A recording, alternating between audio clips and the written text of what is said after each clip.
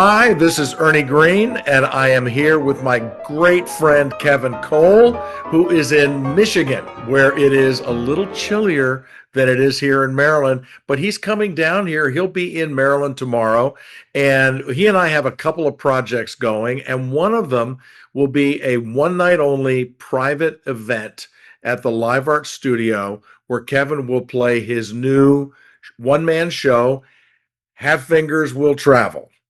Did I get it right? You did. And then the byline underneath that is my unbelievable songbook journey. And Kevin, you and we've known each other. I was thinking about this the other day. We have known each other since easily 2002, 2001, or I think 2000, maybe even 2001. Uh, Eesh. and we have, I mean, it's been a long time. And we haven't changed. Look at And we that. haven't changed. It's beautiful. One of the things that I love about working and doing these concerts with you is you always have such a rich tapestry of music and stories to draw from. And this program about your musical journey is really that. It's stories with music, about all sorts of amazing artists. Tell me a little bit about it. Well, after doing literally thousands of different programs in my lifetime, I decided instead of just telling a story here and there, like I would in my solo programs, to finally kind of do an autobiographical evening.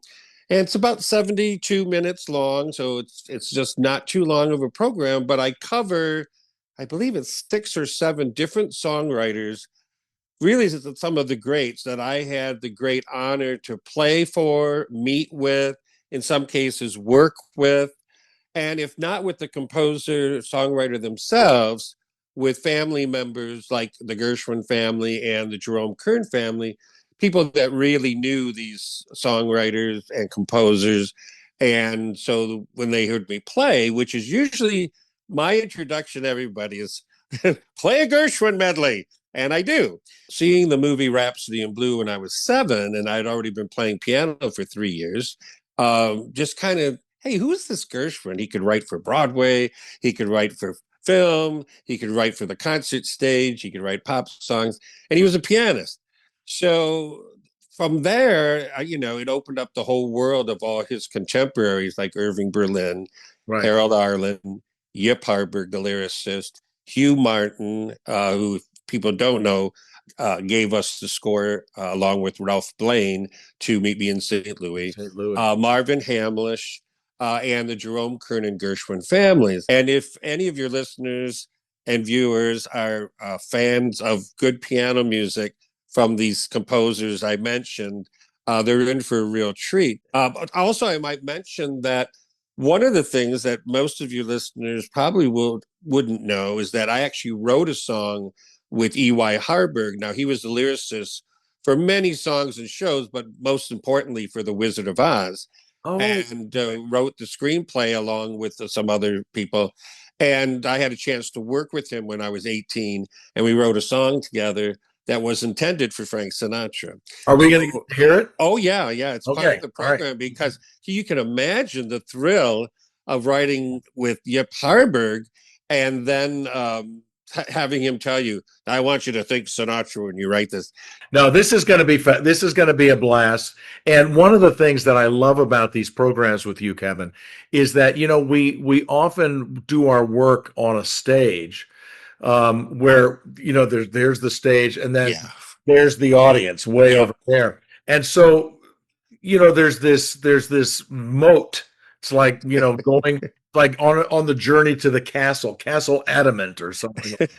And yes. there's the moat. But when you do these shows at the studio, one of the things I like about it is, frankly, the audience is close enough they could reach over Oh and yeah, they could sort of go right, they could. because the literal and to hear someone play the piano, um, as brilliantly as you do, that close, it's just such an extraordinary experience, and people don't really realize the sound that creates. They don't get it. They hear it on recordings. They sort of hear it, Sure. 30 feet away, but not like this. So Yeah, there's a physicality to the piano without going into histrionics and a lot yeah, of, yeah. all that. But it is, I had one conductor, Benjamin Zander of the Boston Philharmonic, say to the press one time, watching Kevin play is like watching an Olympic athlete. Right. Uh, so I didn't think of it that way, but I can understand a few times I've been able to step back and watch a video.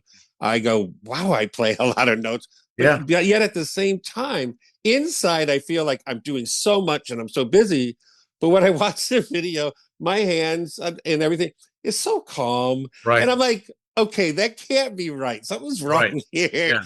But Yeah. it is a treat for the audience to see what happens at the keyboard. And that's why a lot of people like to sit behind or to the side so they get a keyboard view. Dude, this is at the Live Art Studio, 7:30 on Saturday night, and tickets for this are only available through Eventbrite, and this is part of our pay as you can program, and Yeah. which we just launched because financially right now things are a little bit rough around the edges. So this way, we want you to hear music. We want you to hear great music. So Yeah. go to Eventbrite. We'll put the link in the bottom of this video and come see Kevin on Yeah. Saturday night. It's a donation, so you pay what you want.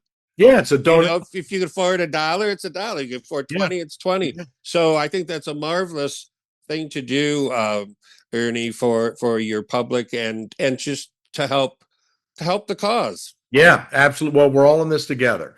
Yes. So, and before I start singing selections from High School Musical, Saturday night, Live Art Studio at the Annapolis Mall, 7:30. Tickets are available on Eventbrite. Follow the link at the bottom of this. Kevin, thank you so much. I can't You're wait. so welcome. I'll see you soon. I'll see you soon. Bye. Okay. Bye.